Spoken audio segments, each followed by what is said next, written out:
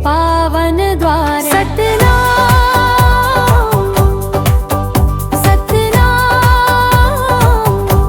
गूंजे धरा और गगन में नाम, गुरु घासीदास का उजियारा,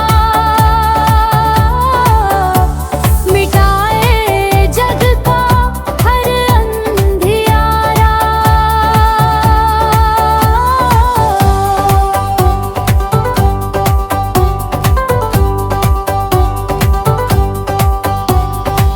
जंगल जंगल ज्ञान फैलाया, मानवता का दीप जलाया, ऊंच नीच का भेद मिटाकर सबको एक समान बताया।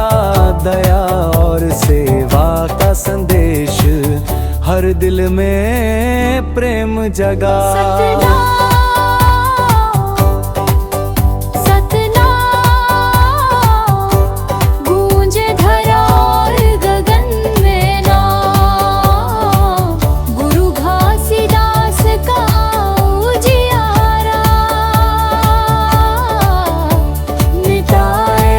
जग का हर अंधियारा।